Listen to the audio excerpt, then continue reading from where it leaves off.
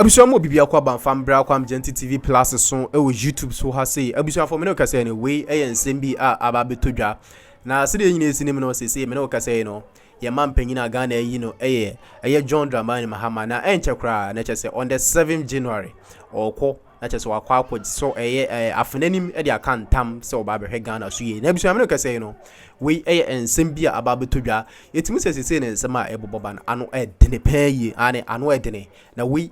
info bia me nsa kan abusua me ba besom obi biara wo hwe kwa Mjenti TV Plus me so adaruma obu ni ndi kwa so se wonya subscribe ya na wa subscribe e de ama me yenko ne enko he video ne emfamra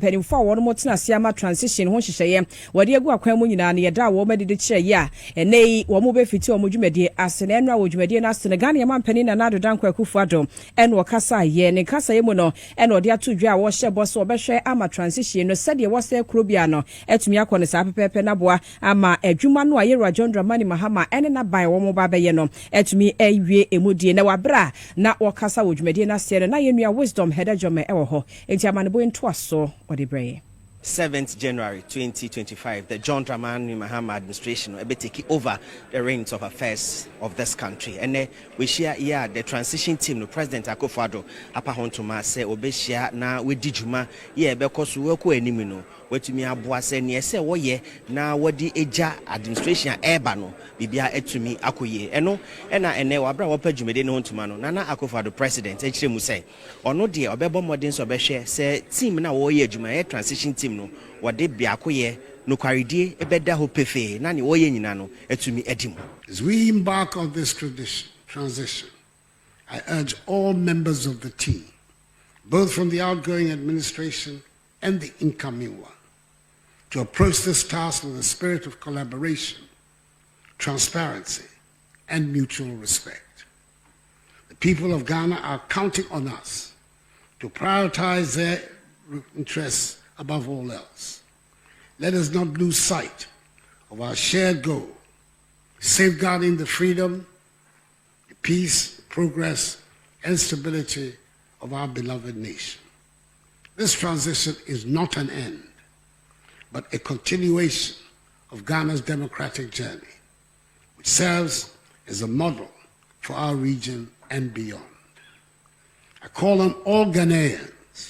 to support this process with patience, understanding, and faith in the institutions that underpin our republic.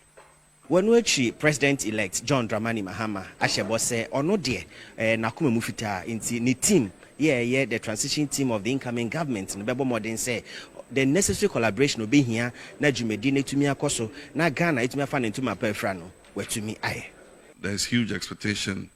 that this transitional team will get its work right so that we have a seamless and smooth transition of power from one democratically elected. Esikatua bi ahodo bi akokoso ene 100 ni enka sika be 240 million Ghana cedis na sa bra MPP aban won atuama entity bi a woni ECG eye company no edi djuma eno ache no appointment ahodo bi kokoso anase ye fafa nipa bi mu adwuma mu a ni nyina no wo chem se bere ya ye wo mu akatro ne bro na MPP amanyoko mu di mo ne amakwakwagui ena mutu sa na moy wo se hadwene pa yentie ne nsam a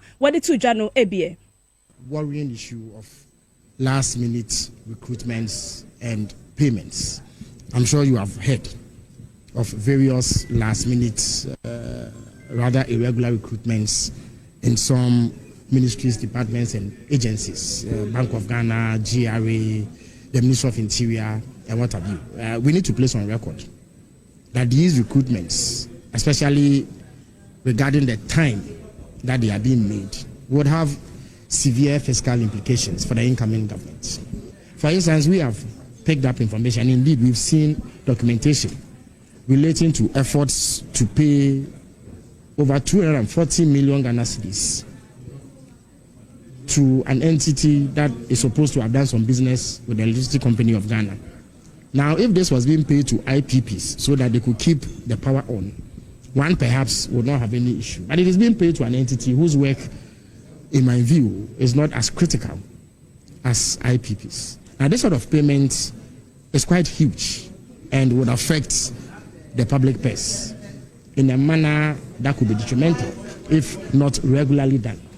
So the NDC side of the transition team requested that this payment be put on hold pending further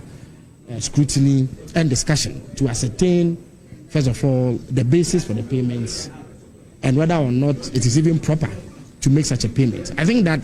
good governance requires that the incoming government is given the opportunity to make these decisions. Elsewhere, governments do not operate in this manner. In the twilight of a government, you do not commit the incoming government to some of these things, especially because of the precarious state of our finances. It would be highly irregular and improper to saddle the incoming government with these payments. So we raised strong objection to these maneuverings and requested that they be put on hold. The government side agreed to put it on hold pending further discussions at the next meeting of the transition team on Friday. And we will forcefully insist that this is done. There is precedent. In December 2016, 17 December 2016, and a letter to that effect was read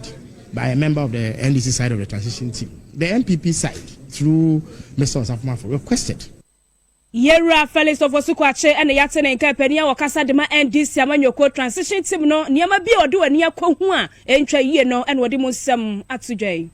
Yenim sem prepare ye kase o my Ghana ye ne International Monetary Fund IMF fo no wonkita odi bia ye de nam so ama wo mode sika bia breye ye didi dwuma hodo na sika ne behwa ye papa mu ahodo miensam ye di ka de fe di ka ba de toso mienu na anu ya na ete se emsefo toso miensa no so wo e de aba ne sa na ye boa ye ho de akwa abato so eno kra nchen so ya ne ewiase nyina sika kra bia Batin World Bank no so wonkita hodie bia ye ne won mudie wo sika sem fam ne de ka ho na ye no na aka bi ma John Dramani Mahama ne waba bonte dia to dwase afia na ban be fiti ase no nyame yadom na January 7th no wo so afina mu no mu so awie na afia adwuma no hyase a wo behwe se enkita hodie ye da o my Ghana ene IMF na face World Bank for ntemo no wo besa akwa akosi nkonwa bie mu na wo ma sa biebie nkrata mu ahwemu yiye se de be ya eba ne tua ene de ka ho no ebe hu anamo a ye de ebefa wo kira ohwe mprempren ya ka ye da ho no a enye kaketwa enu nti ye nhwe se ye be ne ma basa na afi be wie che ne ka no pile na pile ye kobasa nso a na akwakofa nsempi na diaba na ewabra United Nations omo resident coordinator Yera Charles Abani wo ba ne ho anu oni ni di nkomo no enkomodie ni mu no wo betwe sanse media pia wo kire hia se etwa so no mutu sa anamo no na ne nsem no bia wo kan ye wo san kitahudie na se e de fa IMF na face World Bank kitahudie ne hu bi eni. Looking at the existing programs, we need to tweak them to meet the realities of today to do so. I believe we've had discussions with the World Bank and the IMF already, and we look to have early engagement so that we can continue to be on the same wavelength. Of course, in the campaign, several, promises were made, and we need to look at what the reality is in terms of sitting together and seeing what the way forward is. Of course, one of our main concerns, and I think we've expressed it to you several times, is the issue of the humps in the debt repayments, and it's something we need to see how we can smooth in so that we don't default again. That would be more catastrophic than this current default. Aside from that, we know that in the last family season, the rainfall pattern was very erratic, and so we're anticipating that there's going to be some problem with availability of food, and so how we're able to kick in supports to ameliorate the situation is something that we would like to work on. With all the other agencies, UNICEF, UNHCR, and all that, we are happy to continue to engage. Abusia Ghana ya mampeni ya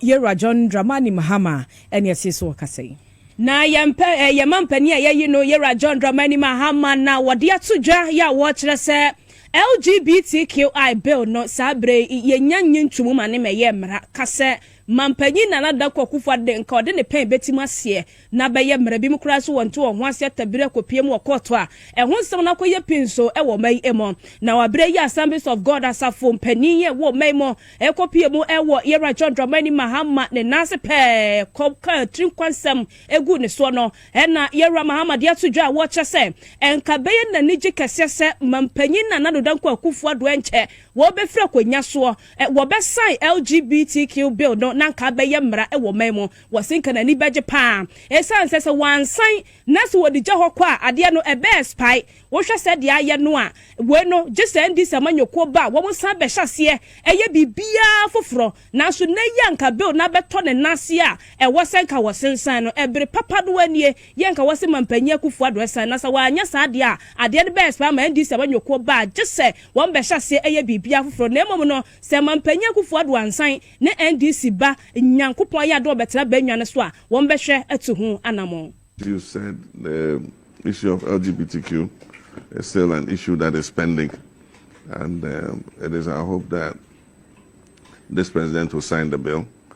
but if he doesn't sign it, the bill will expire, and it means that the next parliament must look at it again. And of course, like I said, we're not people who promote that kind of